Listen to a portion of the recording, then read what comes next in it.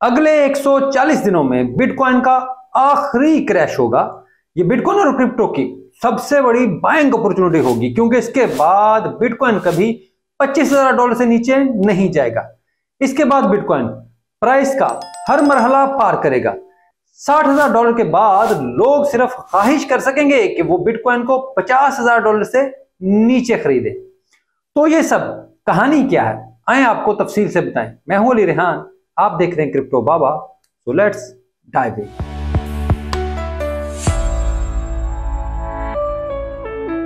आपको ये बात समझानी है तो ज्यादा मुश्किल में नहीं डालूंगा, मोटी मोटी सादा सादा सी बात करूंगा ताकि आपके सर के ऊपर से कुछ ना गुजरे। आप जो सुने वो समझ भी सकें और ये बातें आपकी जात का हिस्सा बन जाएं, ताकि आप खुद इतने मजबूत हो जाएं कि आपको किसी की जरूरत ना रहे।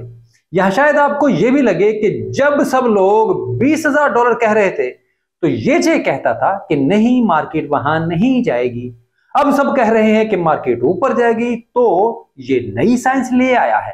तो भाई, इसका जवाब है कि अच्छे समझदार इन्वेस्टर्स हमेशा शक रखते हैं। जब तक शक नहीं होगा कोई खेल नहीं हो सकता। तो अब बात करते हैं तारीख की। 2015 में बिटकॉइन ने 19 महीने के डाउन ट्रेंड को ब्रेक किया और 20वें महीने में प्राइस रीटेस्ट की, और इसके बाद ब्रेकआउट लाइन पर प्राइस दोबारा टच की तो इसका रीटेस्ट मुकम्मल हो गया।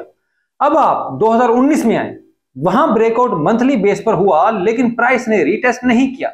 इसके बाद कोरोना के दौरान बड़ा खौफनाक रीटेस्ट हुआ जिसमें प्राइस ने ट्रेंड लाइन के पैरेलल रीटेस्ट किया।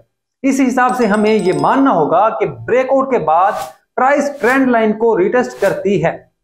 इस हिसाब से देखें तो प्राइस ने जब जनवरी 2023 में ब्रेकआउट किया तो रीटेस्ट नहीं हुआ। इसी वजह से बहुत से लोग ये कहते हैं कि प्राइस दोबारा 20 से 22,000 के दरमियान जाएगी ताकि ट्रेंड लाइन रीटेस्ट मुकम्मल हो सके। तो अगर ये होना है तो कब होना है, यही समझना सबके लिए बहुत जरूरी है, क्योंकि ये बाइंग की आखिरी बड़ी अपॉर्चुनिटी होगी। अब ये होगा कब? जब आप वीकली प्राइस चार्ट देखते हैं तो इसमें एक ट्रायंगल बनता है जो 20 से 22,000 के करीब है। इस वजह से यह अंदाजा किया जाता है कि प्राइस यहां पर आएगी और ये आखिरी बड़ी खरीदारी का ऑप्शन होगा। तो इस हिसाब से देखें तो जब यह क्रैश होगा तो ऑल्ट कॉइन्स भी अपनी आधी वैल्यू लूज करेंगे। अब ये बहुत बड़ा फर्क है। इस वजह से लोग डरते हैं और बाइंग नहीं करते, क्योंकि इनका ख्याल है कि हम ऑल्ट कॉइन्स मजीद नीचे खरीदेंगे। अब ये किसी की भी अपनी चॉइस हो सकती है कि वो क्या करना चाहता है, वो कब बाइंग करना चाहता है। लेकिन यहां सबसे अहम सवाल है कि अगर आप 1 साल के हिसाब से देखें तो क्या ये मैटर करेगा? तो इसका जवाब है नहीं। मैं इसकी मिसाल बिटकॉइन से देता हूं कि अगर 1 साल बाद बिटकॉइन दोबारा $60,000 पर है तो क्या ये मैटर करेगा कि आपने $27,000 का खरीदा था या $23,000 का? ये कितना बड़ा फर्क होगा। अगर बिटकॉइन $2,30,000 का हो जाए तो क्या ये बहस होगी कि आपने $30,000 का खरीदा था या 22,000 का? हाँ, अगर आपने डीसीए किया होगा तो आपके लिए 35,000 से नीचे तमाम प्राइस ही बार्गेन है। ऑल्ट कॉइन्स की बात करते हैं। प्राइस का फिलहाल ऊपर जाना या मजीद नीचे जाना एक सवाल है। ये एक ऐसा सवाल है जिसके दोनों तरफ ही बहुत ही मजबूत आर्गुमेंट मौजूद है। तो इसके लिए दोनों जानिब जाना मुमकिन है। एक तो यह है कि मैं इंतजार करूं और ज्यादा पर खरीदूं, और दूसरा यह है कि मैं ना खरीदूं और रीटेस्ट का इंतजार करूं। तो मैं ऐसे में क्या करूंगा? अगर मेरे पास $100 है तो मैं अगले 140 दिन में हर हफ्ते $10 की खरीदारी करूंगा। यानी मेरी कोशिश होगी कि मैं अपने $100 से 140 दिन में ज्यादा से ज्यादा कवर करूं। इसकी मदद से मैं प्राइस की एक रेंज बाय करूंगा। अब ये रेंज कुछ भी हो सकती है, लेकिन मैं हमेशा लंबे अरसे की तरफ देखूंगा। मैं ये देखूंगा कि मैं किस तरफ जा रहा हूं।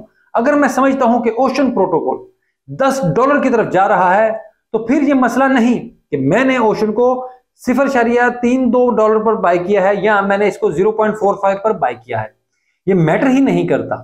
हाँ, मसला सिर्फ एक होगा कि क्या मैंने बाय किया है, और अगर बाय किया तो क्या ये क्या अगले मुझे 2 साल में फाइनेंशियल तौर पर मुस्तहकम करेगा, यानी क्या मैंने इस मौका पर इनफ बाइंग कर ली है?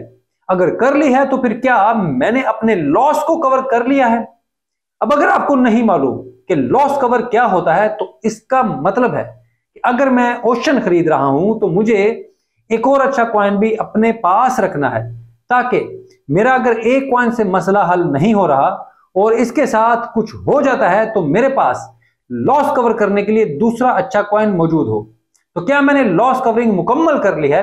इस वजह से आपको इस मसले की तरफ देखना चाहिए और आपको यह देखना चाहिए कि आप कहां खड़े हैं। यह मैटर नहीं करेगा कि आपने $10 की खरीदारी की या आप $1000 की खरीदारी कर रहे हैं। अगले 2 साल में यह मसला नहीं होगा कि आपने $5 लेकर मार्केट में एंट्री दी और मुसलसल $5 बचाकर खरीदारी करते रहे, या आपने इकट्ठे कई $1000 से खरीदारी कर ली। अहम यह होगा कि आपने खरीदारी की या नहीं। कोई पीछे मुड़कर यह नहीं देखेगा कि उसने $15,000 पर बिटकॉइन खरीदा था या $20 पर एवेक्स खरीदा। यह मैटर नहीं करेगा कि उसने इथेरियम $100 का खरीदा या $10,000 का। उसने पॉलीगॉन या सोलाना कितने पर खरीदे। जिसने पिछले 1 साल में खरीदारी की है वो 2 साल बाद फाइनेंशियली स्टेबल होगा और आखिर में सिर्फ यही मैटर करेगा। गरीब लोगों में एक बहुत बड़ा मसला है कि हम कभी खुश नहीं होते। लोग एक ख्वाहिश के बाद दूसरी और फिर तीसरी ख्वाहिश शुरू कर देते हैं, लेकिन वो कभी अपने पास मौजूद चीज पर खुश नहीं होते। वो ये नहीं सोचते कि $5 करके भी ये काम शुरू किया जा सकता है।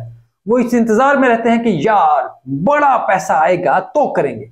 इस रवैये की वजह सिर्फ एक है कि आप मेहनत से डरते हैं। आपके ख्याल से इन्वेस्टमेंट छोटे पैसे से नहीं हो सकती, हालांकि दुनिया के तमाम बड़े सरमायाकारों ने थोड़े थोड़े पैसों से ही काम शुरू किया है और अब आपकी बारी है। मेरी ये वीडियो अच्छी लगे तो इसे लाइक और चैनल को सब्सक्राइब जरूर करें। अगर मुमकिन हो तो कमेंट में अपनी राय जरूर दें और यार प्लीज घंटी बजा दिया करें, वरना आपको कैसे पता लगेगा कि नई वीडियो आ गई है। प्लीज ये कर दिया करें। क्रिप्टो कम्युनिटी में मौजूद अपने दोस्तों के साथ भी चैनल को जरूर शेयर करें, क्योंकि मैं यहां आपकी मदद से ही पहुंचा हूं और आगे भी आपकी मदद की जरूरत है। इसके बगैर मैं कामयाब नहीं हो सकता। तो प्लीज मेरी मदद जारी रखें। और आप में से कुछ लोग बराह रास्त मुझसे रब्ता करने का पूछते हैं कि कैसे किया जा सकता है, तो इसके लिए बराए मेहरबानी मुझसे नंबर वगैरह, व्हाट्सएप वगैरह, टेलीग्राम ग्रुप वगैरह या किसी भी इस तरह की चीज का तकाजा मत करें। ऐसा मैं काम कुछ करता नहीं, ना मैं पैसे लेके ट्रेडिंग कराता हूं, ना मैं पैसे लेके कोई आपको सिग्नल देता हूं। हाँ, इसके अलावा मैं एक्स पर यानी ट्विटर पर मौजूद हूं। वहां का मेरा ट्विटर हैंडल आपके लिए स्क्रीन पर आता रहता है। वहां आप मुझे डीएम में रब्ता करके पूछ सकते हैं कुछ भी, अगर आप जाती तौर पर पूछना चाहें। मैं कोशिश करूंगा कि जवाब दूं आपको मुकम्मल तौर पर, उसका जो भी मुमकिन हो सके। तो ये वीडियो देखने के लिए आपका बहुत शुक्रिया।